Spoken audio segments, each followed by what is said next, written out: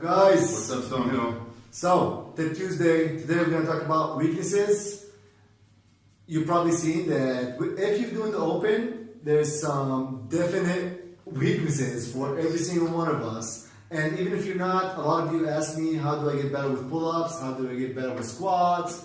What should I do? So we developed a step-by-step kind of guide to you so you can use it any time of the year. Whenever you figure out you have a weakness, you can take those points out, apply it, solve your problem.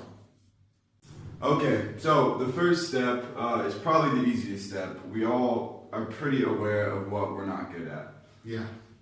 But it is important to, establish like, hey, these are the 1, 2, 3 things I really want to focus on and get better at. If you don't know what your weakness is, just think the thing you see on Modified that you avoid. That's probably a good indicator that's like a weakness. I'm not coming today. Exactly. Yeah. So step 1, identify the weakness you want to get better at. And with that comes, I think, the ego part. Absolutely. Because for you to be able to identify your weakness, you have to leave your ego outside the gym. Because, it would be much easier for you to know that I suck at this. I have to fix this. Instead of just putting it to the side, avoiding it. Yeah. So, that's the first step. The second one is find the cause. So, after you know that you have, let's say, a problem with handstand push-ups, there might be more than one thing causing it, okay? You might have a problem with strength. You might have a problem with mobility, with technique. Each one of them have to be addressed differently. So if you have a problem with mobility, you can't keep doing basically more handstand push-ups without reaching full extension. You know what I mean? If you have a problem with your shoulders like me and you keep pressing forward, without fixing the problem with your shoulders and your T-spine, there is no way you're going to become good at handstand push-up. So I can't just keep doing more and more of my problem. I have to address the mobility part. Then do some strength work on the side.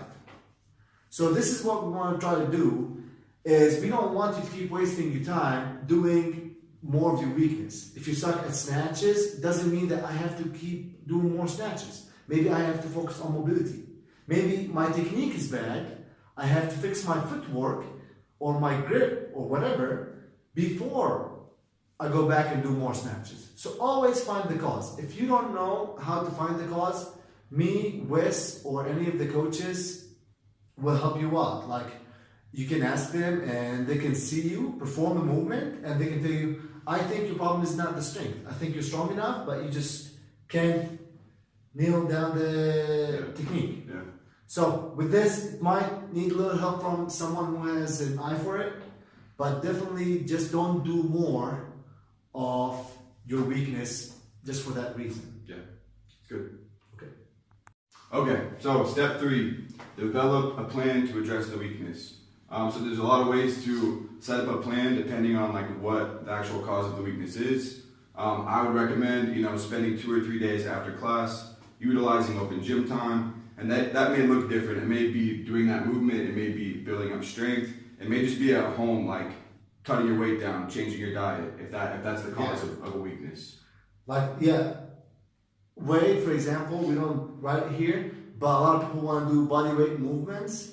If you're obese or you have a lot of weight to lose, you just can't do pull-ups unless you lose that weight. Let's just be honest, you know what I mean? So that might be your weakness, and the plan to address it is to fix your diet.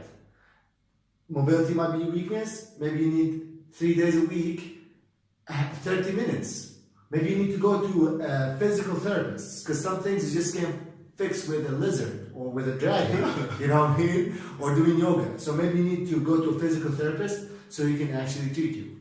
So we will help you, okay? Identify your weakness and give you also part of the plan. Okay, number 4, do not set unrealistic expectations. And by that I mean is, don't rush it, okay? Things take time. Especially when attacking your weakness. It's something that you're bad at, you know what I mean? So you're below average You have to step up, then become good at it. So it's not a weak thing. When we tell you have to work on like your mobility, it might take a couple of months to see a difference. Or to get better at the snatch, 6 months. 6 years. I think with the snatch, 6 years, true. But take your time, do not rush it. Okay, last thing. So in order for all of this, for you to actually see that it's working and see progress, you have to test what you're working on, your weakness, and then you have to retest to see progress. It's not like a theoretical thing, like you want to be able to actually see, I identified this weakness, I've been working on it, and now I can see that it's paying off. So whatever that test may be, it really depends on, you know, the cause of the weakness and what you're actually trying to work on. But set like a legitimate test that you can look at objectively and see like, okay, I was able to do this, now 3 months later I'm able to do this, and I got better. Yeah.